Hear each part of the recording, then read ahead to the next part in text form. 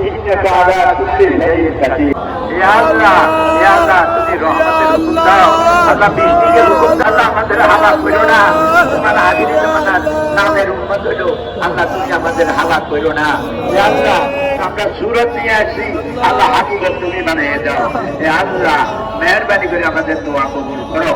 প্রচন্ড দাবদাহ থেকে মুক্তি পেতে কুমিল্লা নগরীতে বৃষ্টির জন্য সালাতুল ইস্তিসকার নামাজ ও বিশেষ দোয়া অনুষ্ঠিত হয়েছে।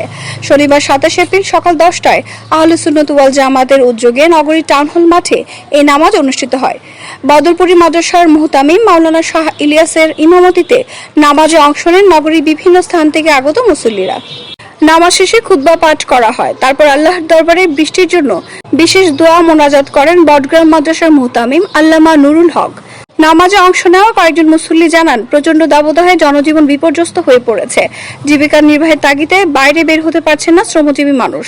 তাই বৃষ্টির জন্য সালাতুল ইস্তিসকার নামাজ আদায় করলাম।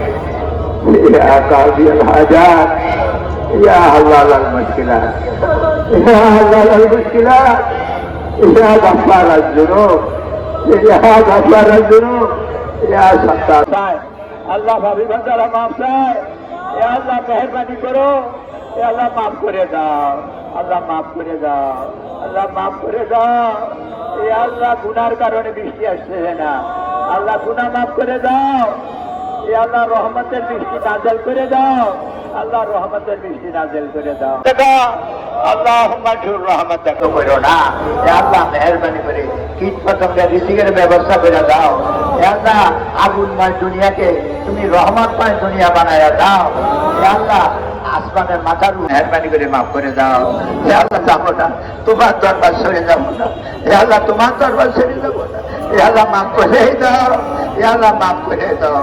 আমরা কোথায় যাবো? মাহবুব তো আর নেই। আল্লাহ যেভাবে চেষ্টা করার দরকার তা তো করতে পারি নাই। আল্লাহ সুরত তো গ্রহণ করেছি।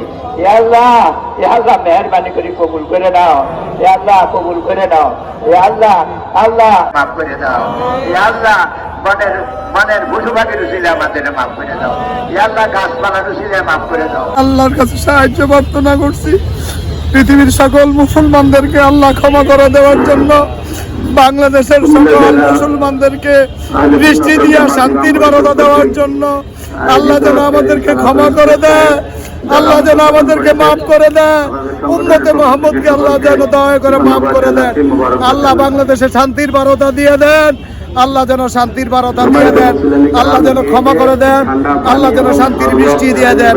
আমিন আমিন আমিন সুম্মা আমিন। সালামুন আল মুরসালিন আলহামদুলিল্লাহি রাব্বিল আলামিন। আজকে আল্লাহ পাকের দরবারে আল্লাহর রহমতের আশায় রহমতের বৃষ্টির আশায় আমরা এখানে উপস্থিত হয়েছি, আমরা সমবেত হয়েছি। আমাদের সমাজের ইস্তিসকা আদায় করতেছি, এটা রাসূল কারীম সাল্লাল্লাহু আলাইহি ওয়াসাল্লামের সুন্নাহ হিসেবে আমরা আদায় করতেছি।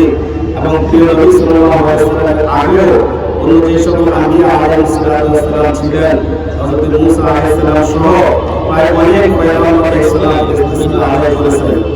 আজকের যে বিপর্যয়, আজকের যে অবস্থা, তীব্র গরম এবং আজকের যে সংকট অবস্থা এসে, এজন্য আমরা সকলে আল্লাহর কাছে তওবা করব, আল্লাহর কাছে ক্ষমা চাইব।